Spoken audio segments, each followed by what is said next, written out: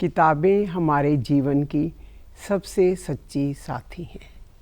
न रूठती हैं न रुकती हैं, बस जब भी पढ़ो एक नया दृष्टिकोण दे जाती हैं।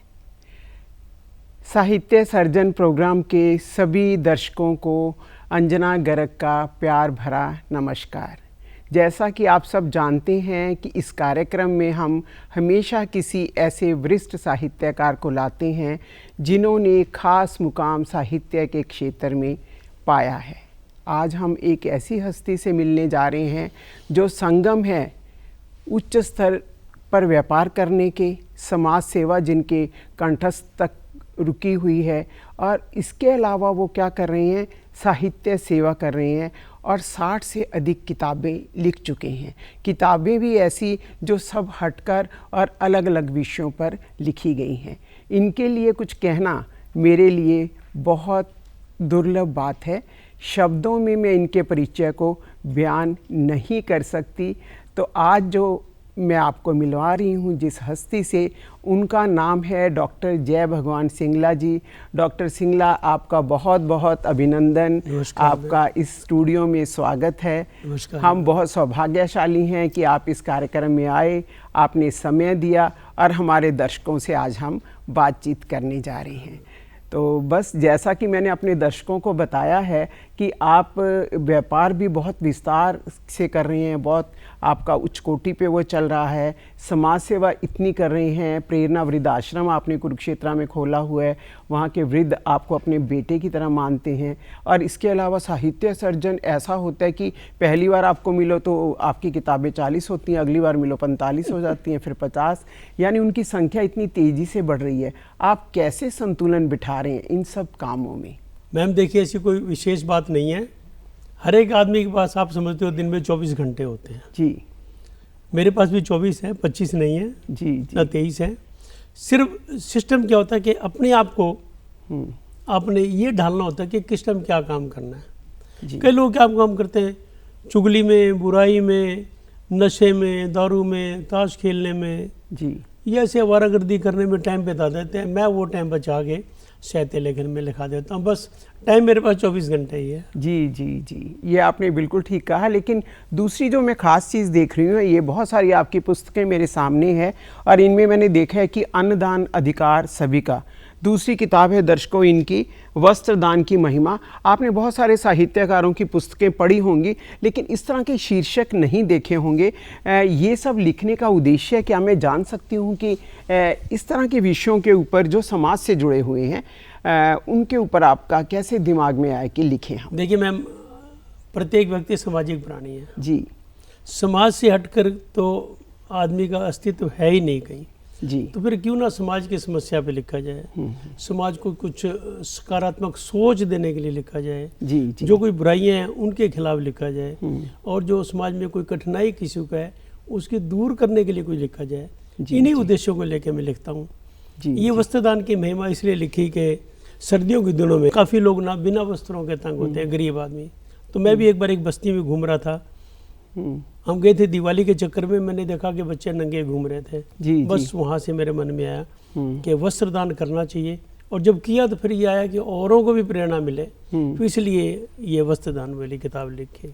बहुत सुंदर, बहुत। तो आपकी पुस्तकों में तभी हमें सकारात्मकता मिलती है। जितनी भी आपकी कविताएं हैं, आपके लेख हैं, या आपकी कोई कहानियां मैं पढ़ती हूँ, सब में एक सकारात्मकता मिलती है। कहाँ से इतना सकारात्मक वातावरण आपने पाया? देखिए मैम, ये तो अपने खून में होता है। जी जी। अपने बुजुर्गों से आता है, अपने खानदान से आता है, अपनी माँ से आता है, अपने पिता से आता है, दादा दादी, नाना नानी से आता है। और मेरे में तो आप ये समझो कि हमारी 7 पीढ़ी से लोग सकारात्मक सोच के साथ जीते हैं। हमारे यहाँ कभी नेगेटिव विचार किसी पे कभी हावी हुआ ही नहीं। और मेरी माँ तो आप ये देखिए कि जैसे खजाना होता है ना सकारात्मकता का, वैसा था उनका स्वभाव। तो ये मैंने अपने परिवार से सीखा है कि किसी भी काम को नेगेटिव तरीके से नहीं सोचना। जी जी। जो भी हो रहा है अच्छा हो रहा है। कई आदमी कहते हैं ये गलत हो रहा है, मैं कहता नहीं अच्छा हो रहा है, इसके अंदर भी कोई भलाई छुपी हुई है। जी, और सचमुच अगर आप लंबा सोचते हो तो उनके अंदर कोई ना कोई अच्छाई छुपी होती है। समय होता है सिर्फ उसको पहचानने का। स्वभाव होना चाहिए। ये आपने बिल्कुल सही कहा। ये बहुत सुंदर संदेश है हमारे दर्शकों के लिए। बहुत सारे मैसेज तो व्हाट्सएप पे बहुत पढ़ते हैं पॉजिटिविटी के, लेकिन अमल में नहीं लाते। आप जैसे साहित्यकार से सुनकर ये लगता है कि अगर कोई कोशिश करे तो हम पॉजिटिविटी को अपने जीवन में उतार सकते हैं। आपने इतनी किताबें लिखी और बहुत सारे सम्मान आपको मिले। मैं देखती हूँ हर थोड़े दिन में मुझे पता लगता है कि सिंगला साहब को ये अवार्ड मिला है, ये अवार्ड मिला है।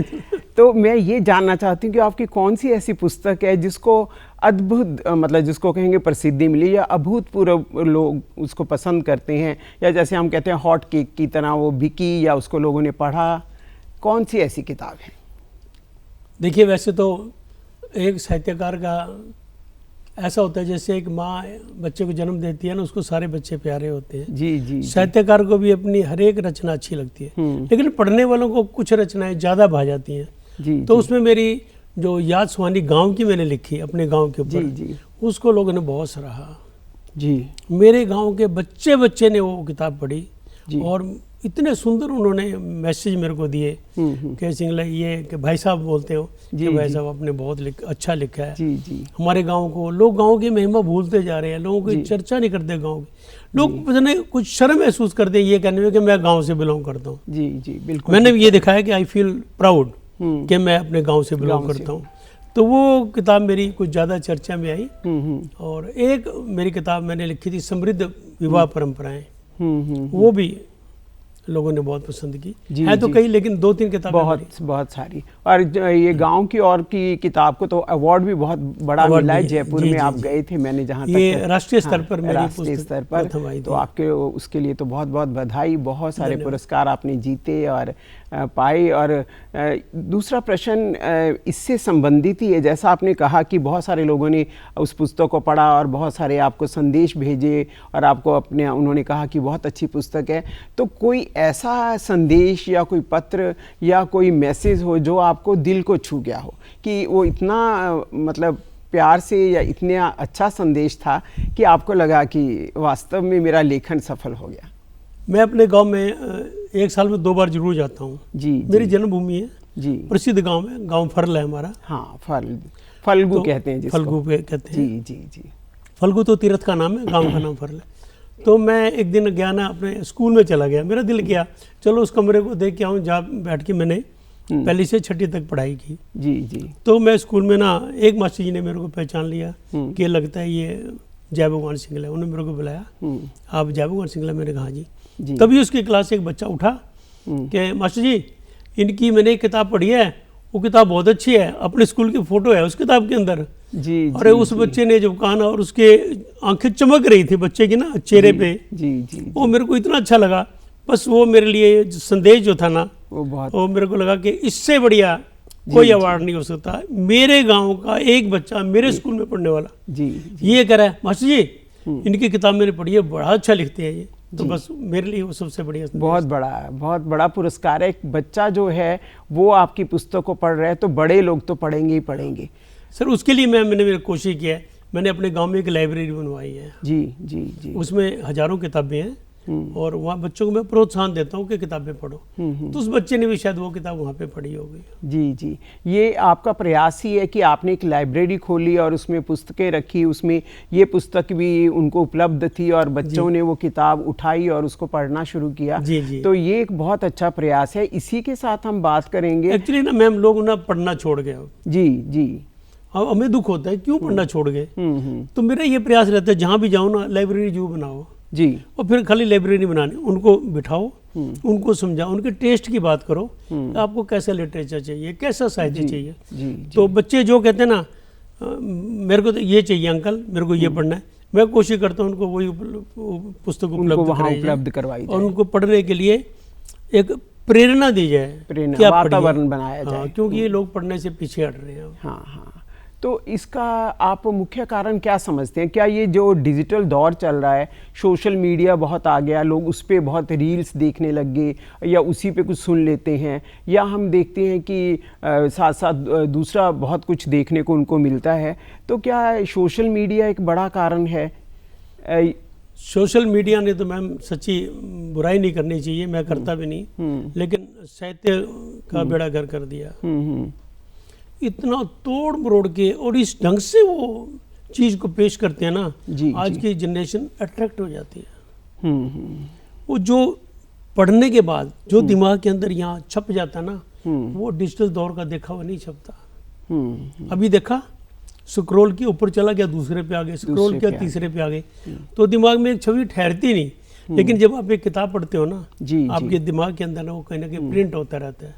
तो ये जो चल रहा है ना दौर डिजिटल वाला, ये साहित्य को बहुत नुकसान दे रहा है। और हमारे बच्चे जो है ना, वो आगे जाके इसके नुकसान अभी तो महसूस नहीं करें, उनको मजा आ रहा है, देखिए कोई अट्रैक्शन है नहीं, लेकिन आगे जाके जब महसूस करेंगे तो उनको लगेगा कि हम कई चीज़ें पीछे छोड़ा है, ये अच्छा नहीं। तो आपको क्या लगता है, ई बुक्स होनी चाहिए, इनको बढ़ावा मिले, या हार्ड कॉपी ही? मतलब ई बुक्स भी बहुत आ रही हैं, जर्नल्स भी बहुत। आप कितना कहो, आप you can not avoid everything, आप ई बुक्स को अवॉइड नहीं कर सकते। जी जी जी। हार्ड कॉपी आप नहीं, क्योंकि हमारे बच्चे अब एक मेरे रिलेटिव अमेरिका में भी हैं, लंदन में भी है, ऑस्ट्रेलिया में भी है, दुबई में भी है, 4 रिलेशन मेरे अपने हैं। तो उनको किताबें कैसे भिजवाई जाएंगी? मेरी किताबें 1 महीने में 2 निकली, वो कहते हैं अंकल किताब भिजवाओ, कैसे भिजवाएंगे? तो ई बुक्स तो भेजनी पड़ेंगी। लेकिन अगर हम ई बुक्स पर डिपेंड होते हैं, हार्ड कॉपी होते हुए भी हम ई बुक्स पे डिपेंड करते हैं, फिर कहीं ना कहीं हम नुकसान कर रहे हैं। वरना ना होने से तो ई बुक्स का होना अच्छा है। जी जी। हाँ, वरना हार्ड कॉपी का कि कम से कम बच्चा पढ़ेगा तो सही। ई बुक्स जो हैं, बेशक वो लैपटॉप खोल के पढ़ता है या मोबाइल खोल के ही पढ़ता है, लेकिन पठन पाठन की जो उसके अंदर हम कह सकते हैं कि वो आदत डल जाएगी। तो कम से कम वो साहित्य या दूसरी कोई भी चीज़ें पढ़ता है या साइंस की बुक्स ही पढ़ता है, तो पठन पाठन की आदत जो है, और जब उसको हार्ड कॉपी मिलेगी वो पढ़ेगा, उसको पढ़ेगा, क्योंकि उसको आदत पड़ चुकी है। हाँ। और अगर हम ई बुक्स को अवॉइड करेंगे तो कितनी देर अवॉइड करेंगे? फिर दूसरी किताबें पढ़ेगा, दूसरी किताबें पढ़ेगा, गलत लाइन में जाएगा। इसलिए ई बुक्स में समय के साथ संतुलन बना के चलना पड़ेगा। जी जी जी। तो ऐसे साहित्यकार कई बार बहुत निराश हो जाते हैं, जब भी हम किसी गोष्ठियों में जाते हैं कुछ भी, तो कहते हैं जी 50 किताबें छपवा लेते हैं, कोई पढ़ता नहीं, या उनको किसको दें, जिसको देते हैं वो भी एक तरफ उठा के रख देता है। तो आप क्या सोचते हो कि लेखक को निरुत्साहित होना चाहिए, या क्या संदेश देंगे उनको? देखिए मैम, कहीं ना लेखक भी वो जल्दी अपना साथ छोड़ देते हैं। मैंने एक प्रयास शुरू किया, आपके सामने मैं आपकी किताबों में से निकालूं। जी जी। तो ये आप देखिए, ये मासिक काव्य गोष्ठी के नाम से। जी जी, बहुत सुंदर। ये हमारी एक संस्था है, अखिल भारतीय प्रेरणा साहित्य शोध संस्थान। जी। इसमें हम मासिक काव्य गोष्ठी करते हैं। जी। इसमें एक विषय दिया जाता है प्रत्येक कवि को, जितने भी लोग पार्टिसिपेट करते हैं। जी। एक विषय। अब देखिए, अब एक विषय दे दिया तो उस विषय पे लिखने के लिए उसको पढ़ना पड़ेगा। जी बिल्कुल। ऐसा तो हो नहीं सकता बिना पढ़े लिखेगा, कहीं ना कहीं से उसको पढ़ना पड़ेगा, फिर वो लिखेगा।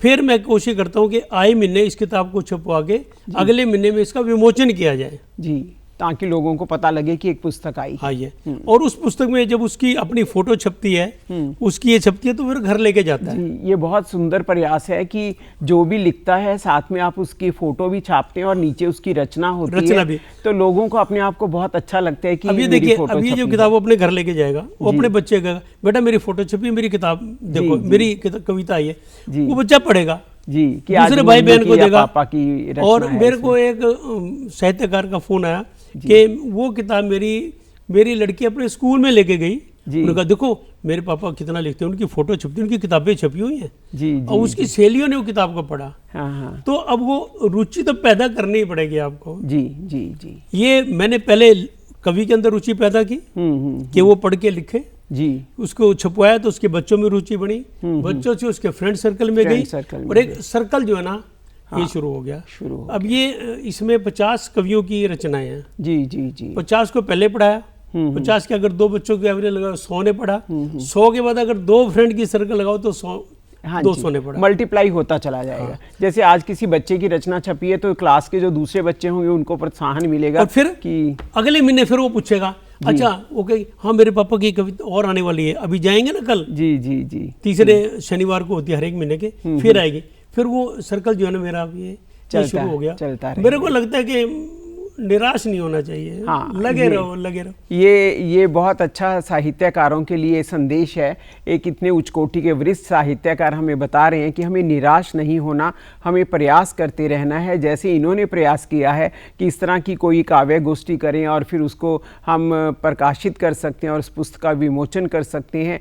तो इस तरह से क्या हो सकता है कि साहित्य में समाज की रुचि पैदा होगी, और साहित्य समाज का दर्पण है। ये कहा जाता है जो समाज है वही साहित्य में आता है। तो लोग जब ऐसे लिखेंगे और अपने भाव प्रकट करेंगे तो उससे क्या होगा कि समाज में एक बड़ा परिवर्तन। हाँ, पठन पाठन कहीं से तो शुरू करना पड़ेगा। जी, कौन करेगा? जी बिल्कुल, आप और मैं ही तो करेंगे। बिल्कुल शुरू करेंगे। जिसकी रुचि नहीं है लेखन में, वो क्यों करेगा? तो तभी तो मैं सभी साहित्यकारों को कह रही हूँ ना कि हमें इतने पॉजिटिविटी से भरे हुए साहित्यकार सिंगला जी मिले हैं, और वो बता रहे हैं कि प्रयास लगातार जारी रखना चाहिए। हमें लिखना भी है और उसके साथ साथ उसका प्रचार भी करना है। उससे क्या होगा कि उत्साह बनेगा, समाज हमारे साथ जुड़ता चला जाएगा और समाज के साथ फिर और लोग जुड़ते चले जाएंगे।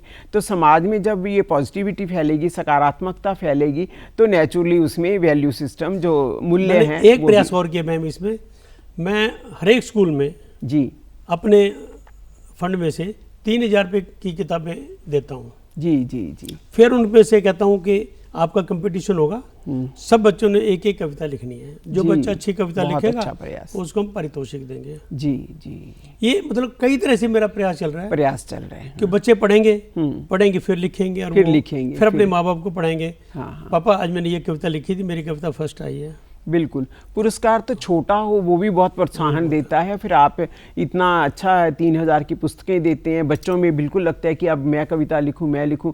और वो आपकी बात बिल्कुल सही है कि फिर वो बड़े बड़े लेखकों को पढ़ेगा, जो कालजयी लेखक हुए उनको भी पढ़ेगा। हाँ। जो वर्तमान के लेखक हैं उनको भी पढ़ेगा, और उससे क्या होगा कि उसका जो विकास है, साहित्यिक विकास भी होगा, शैक्षणिक विकास भी होगा, रुचि पैदा करेगा। ये दूसरा रुचि का मैंने आपका एक और भी देखा है कि साहित्यकार पुरस्कारों के पीछे भागते हैं। अक्सर लोग कहते हैं कि मुझे ये पुरस्कार मिला, मुझे ये मिला, मैं वहाँ गया, और अपने सम्मान की बात करते हैं। लेकिन मैंने देखा है कि आपके कुरुक्षेत्र का जो प्रेरणा वृद्धाश्रम है, वहाँ पर आप अक्सर कोई ना कोई समारोह करते हैं और साहित्यकारों को सम्मानित करते रहते हैं। ये आपका एक बहुत उत्साहजनक भी है। ये कैसे शुरू हुआ और कैसे आपके मन में आया? देखिए मैम, सच बताऊं जी, ये मेरे को प्रेरणा दी हमारे बड़े भाई समान है डॉक्टर मधुकांत रोहतक में। जी जी जी। सूर पुरस्कार विजेता हैं और 225-30 की उनकी किताबें आ चुकी हैं। जी बिल्कुल। तो मैं उनसे मिला 3 साल पहले, मेरी उससे पहली मुलाकात थी। उन्होंने कहा था, भाई जय भगवान, ये सम्मान ऐसी चीज है, जितना दोगे ना आपके पास उतना ही वापस आएगा। और साहित्यकार को मिलता क्या है?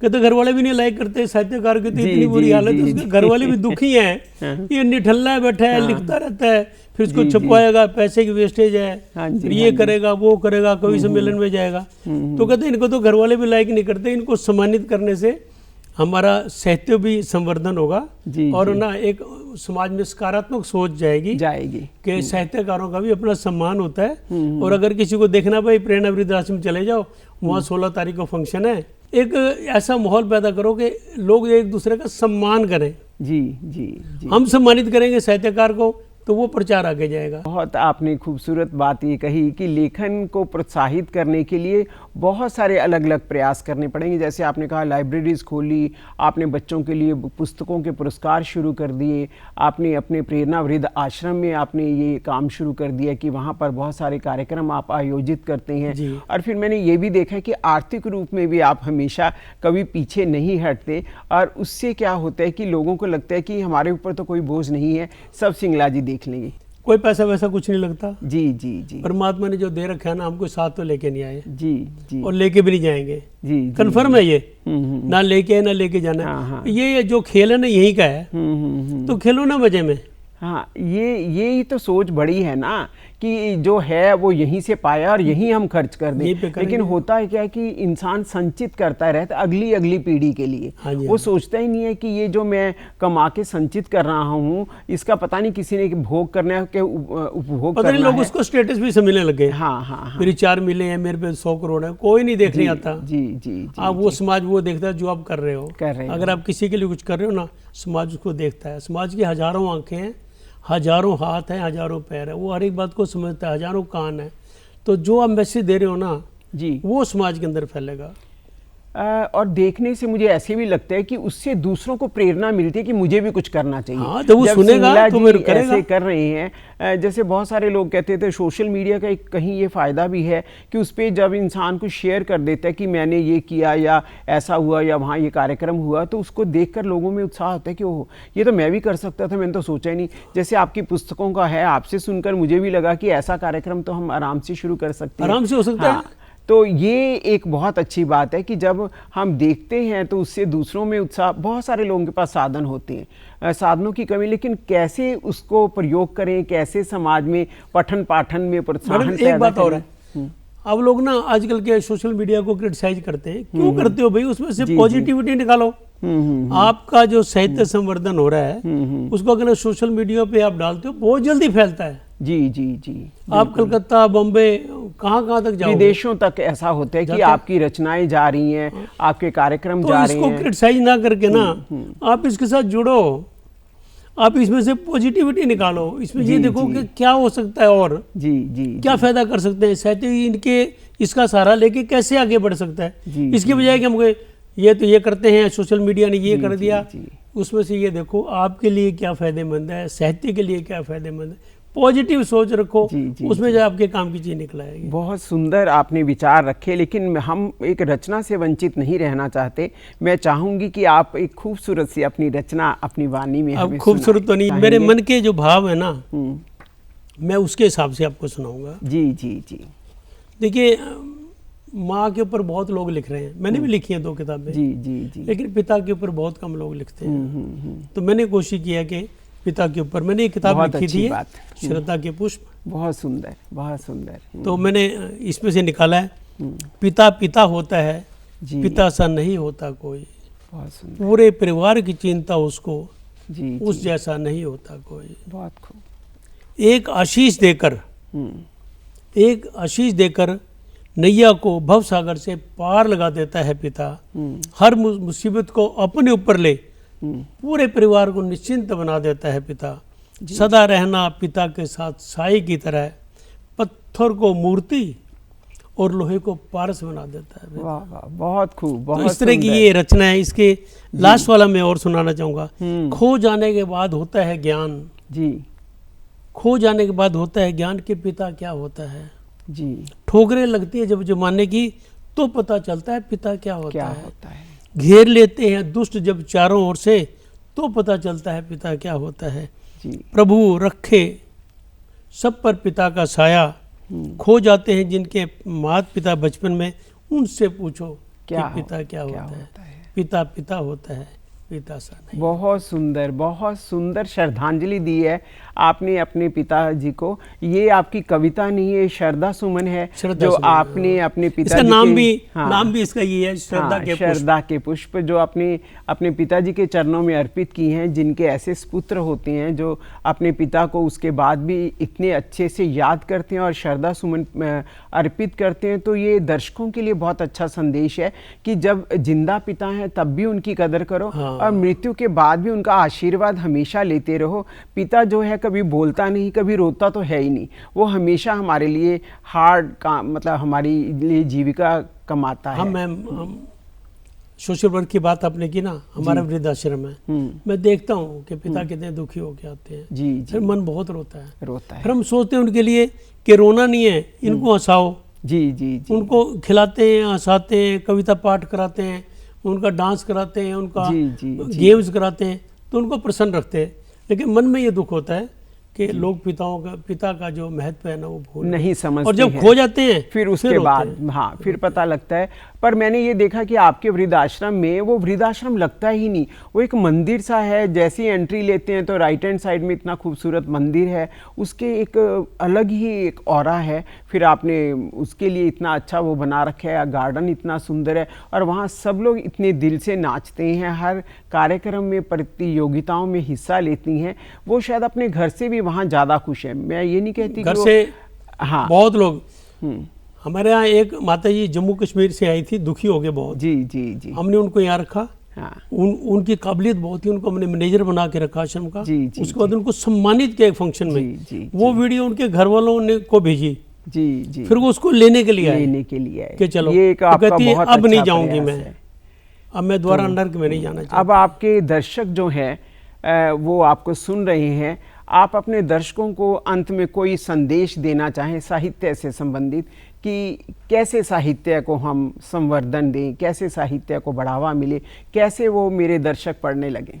मैं तो अपने दर्शकों से ये निवेदन करना चाहूँगा कि सकारात्मक सोच के साथ लिखें जो भी लिखें। जी जी। जो आजकल ये डिप्रेशन का दौर चल रहा है, जिसको देखो दुखी मिलेगा, रोता मिलेगा, उनको हंसाने के लिए लिखो, पॉजिटिविटी पे लिखो जी, माता पिता पे लिखो और नारी शक्ति पे लिखो जी। और सबसे बड़ी बुराई आजकल आ रही है तलाक की। जी, तलाक के खिलाफ कलम उठाओ, लोगों को समझाओ, बच्चों को बताओ ये हमारी संस्कृति का पार्ट नहीं है। हमारे किसी संस्कृति में कहीं भी तलाक का वर्ड नहीं है, ये हमारा शब्द नहीं है। इसको समझाओ और बच्चों को पॉजिटिविटी में लाने के लिए कि वो डिप्रेशन के दौर में ना जाएं, उनको समझाने के लिए किताबें लिखो। ऐसे साहित्य की रचना करो कि जिसको पढ़ के ना लोगों के मन का फूल गुलाब की तरह खिल जाए। बस ज़्यादा की जरूरत नहीं, सिर्फ सकारात्मक सोच के साथ लिखो। बहुत सुंदर संदेश दिया आपने दर्शकों को, और मुझे लगता है बहुत लाभान्वित होंगे वो इससे, और उनको बहुत कुछ सीखने को मिला। एक इतने उच्च कोटि के विद्वान हमारे मध्य आए, उन्होंने अपने विचार हमारे से साझा किए, दर्शकों को उससे बहुत अच्छा लगा। आपकी बातचीत सुनकर मुझे ये ऐसा पूरा यकीन है। हम आपके बहुत बहुत शुक्रगुजार हैं, आप आए, आपने समय दिया। आपका शुक्रिया, आपने मुझे इस योग्य समझा कि मैं यहाँ पे आऊँ। चंडीगढ़ दूरदर्शन आपका आभारी है। मैं अंजना गर्ग आपकी आभारी हूँ कि आप आके हमें समय दिया और हमारे को धन्यवाद, बातचीत का मौका दिया। बहुत बहुत शुक्रिया। बहुत बहुत धन्यवाद।